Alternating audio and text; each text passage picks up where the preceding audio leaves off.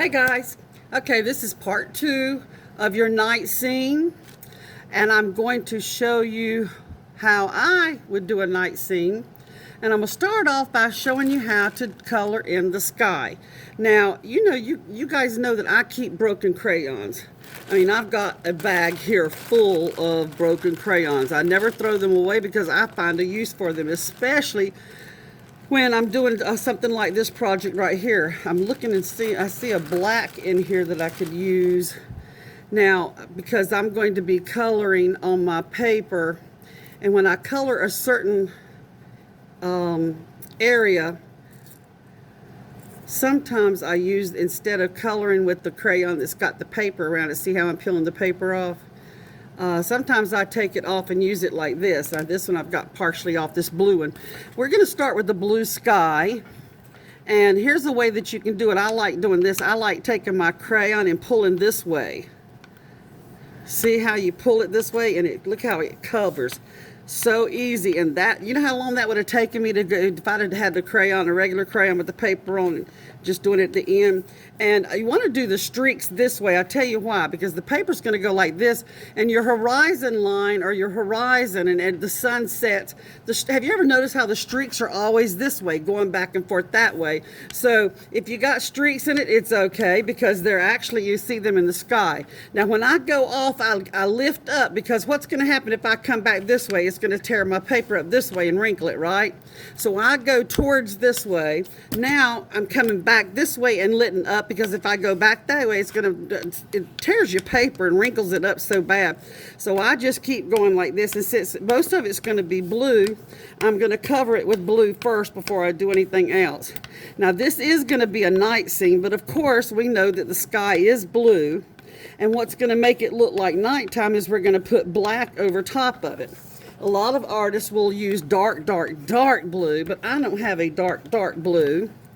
I actually could have used another blue that was darker, but let's see where my regular blue is. I've got so many different colors here. This says, and I don't have my glasses on, that's not regular blue. And that is regular blue. So you'll see how dark this is. See, that's a little bit darker than the one that I'm using. Can you see it?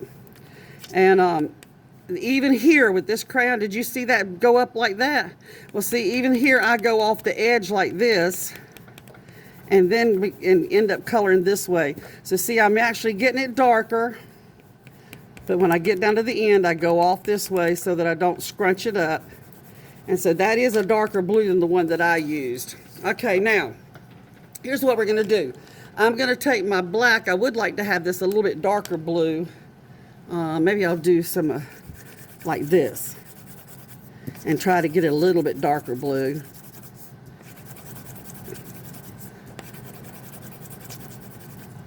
Okay, so now to get it, I've got to get it off on the ends right here, the same color. Now this is one time where you don't want to go this way, okay? Because you want everything to go in, the sky does not streak in this way. I can't explain it to you because that's not my area. Science and geography and all that, physics. Maybe it's physics. I don't know. It's not physics. I don't know what area that would be to explain the earth and explain to you why everything goes this way. I guess it's because we're on a round planet and everything would go around this way, but because we're so small, everything looks straight to us. But anyway, so that's pretty good coverage, isn't it? And you be sure to ask your mom. You be sure to get you a piece of paper. This doesn't hurt my desk. That's what I love about these desks.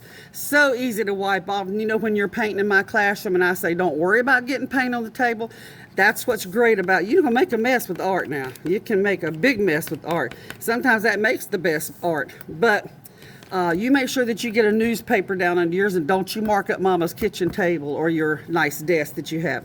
So now I've got my blue. Now I'm going to turn my sky dark, and we're going to have nighttime. Okay, so I'm going to start at the top. if you noticed in all of my pictures, like I told you, the top of the sky is always darker than the bottom, because you're actually getting, this is another one of those things I'm end up trying to explain to you, because the further up the sky is, the further away it is from us. And you see the sun has just set on the other side of the earth, and so some of the light is still peeping up over the ground, the background that we can see. And so I don't know if that explains it to you. That might be something good for you to look up and ask why, if you're an inquisitive child. I just remember hearing some of my teachers talk about things that interested me, but if it was about art, I was all in. I know about some art now. Okay, so see how I'm leaving it kind of blue down here at the bottom. And I could just go all the way down since it's going to be trying to hurry, because I don't want to take up so much of your time. I know you guys have a lot to do. I know I'm not the only lesson that you're having to do. Now, I'm going to try to get it a little bit darker. I can get my black crayon here. And again, I could go ahead and do it like this and make it darker up here if I want to. But we'll finish with that later. I'm going to do, I think I'm going to have a heel on mine. And see, I'm pressing down on my crayon. If you press them down hard on your crayons, you need to press down. Don't have your fingers way up here, because you're having like a halfway mark here, and you're going to break it right in the middle. If you're going to press down hard, you need to have your fingers down here at the end where it doesn't have a chance to break in half. You're supporting that area right there. Okay, you can do your lines like, this could be the outline of the ground. And then you're going to color this black. This is going to be colored black. You want this dark, because remember, we do not want, this is just like a silhouette. This is just, and this place right here. Now this time, since it's not going to show, we don't want any marks showing which way we go. This time you can go down like this to fill in that area, because see, once you do like this, you can't tell which way. Ooh.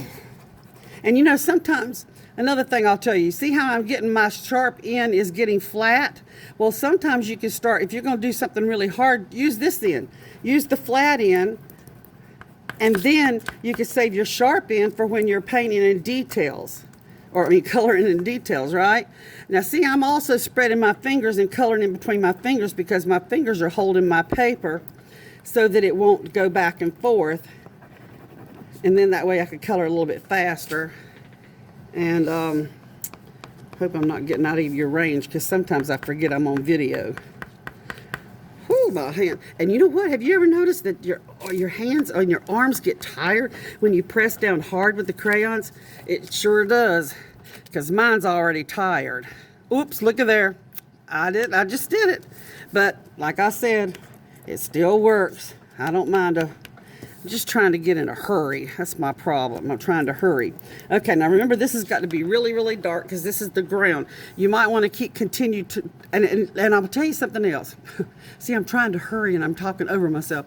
I was going to say that you might want to, since you know that this is going to be black, you could go ahead and do your outline first and then just color the black and not have blue showing through. However, what you're going to have showing through is white, and it's going to be harder to cover in. It's a little bit better to have some of the blue showing in, which is part of the night, than white. Okay, now what I'm going to do, let me get my bigger part of my crayon.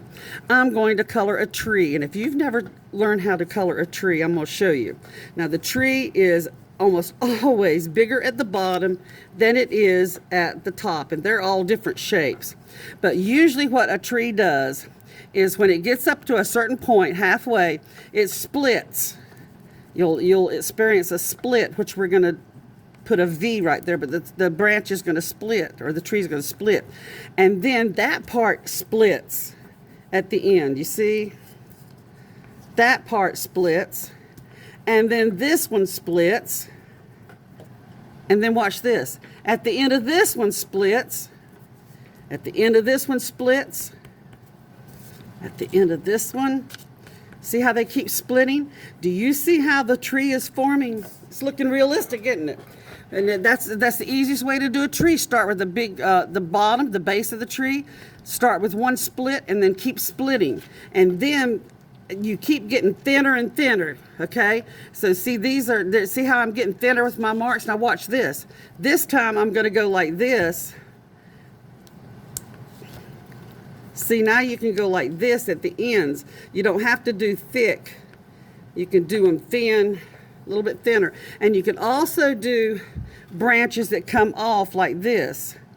Sometimes they have little branches that come off this way. I'm going to use this branch right here. I'm going to have a branch that's going to come off this way because there's a special reason I'm using this branch right here.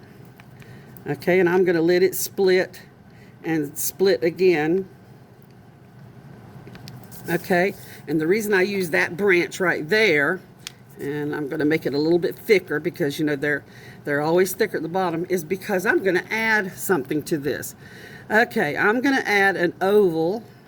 My hands are so tired.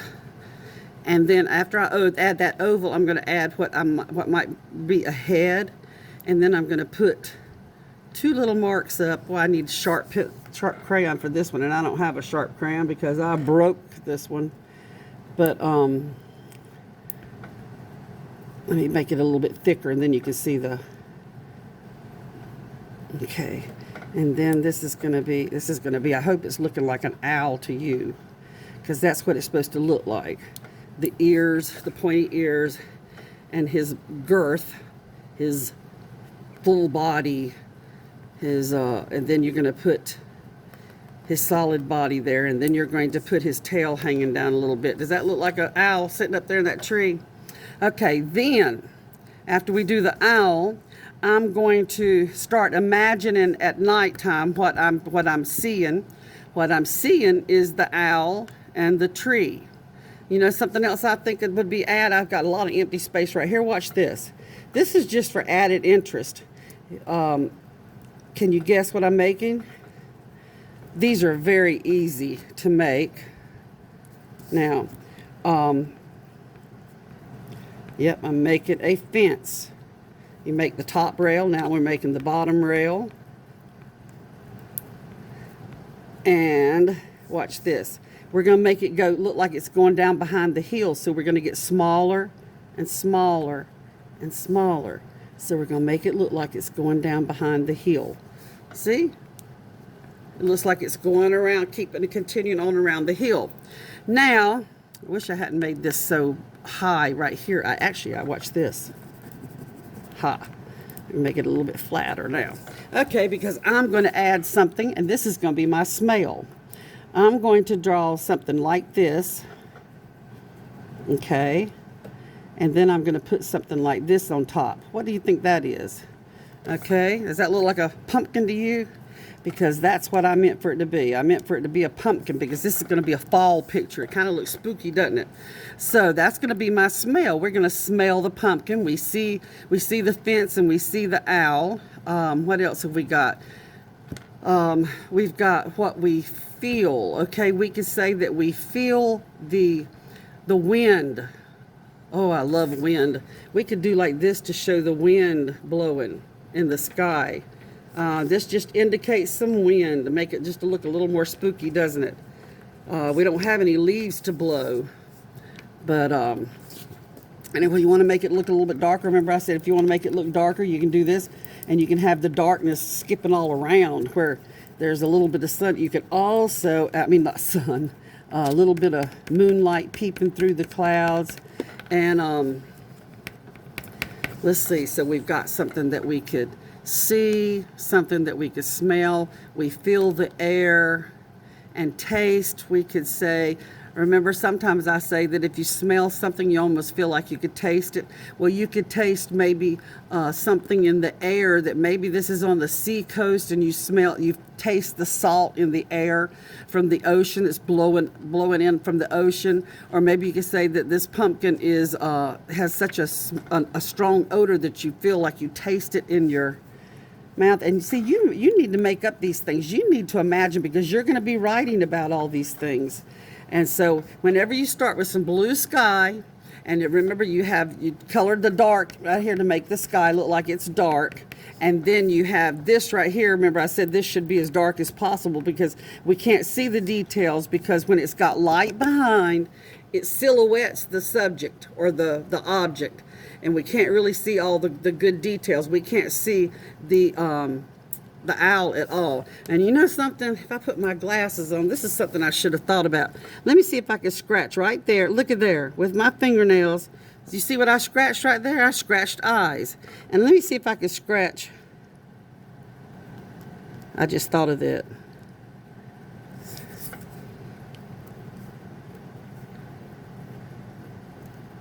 How about that? Okay, so now we got our pumpkin and we got our owl with the shiny eyes. Okay, that's why Miss Sherrill never paints her fingernails. I could paint some fancy little fingernails and look pretty like they do on television when they do demonstrations, but that's not me. My hands always look horrible because I'm always in art materials. So how do you like that? We got our first picture, and so I can't wait to see. I know Miss Lovin's going to share with me and let me see what you all did. You don't have to send this to me. You can send this one to Miss Lovin, and she'll share with me because this is part of her lesson plan, okay? I hope you guys enjoyed doing this, and I miss seeing you. Can't wait to see you whenever school gets back together on full time, and I miss you guys. Love you. Bye-bye.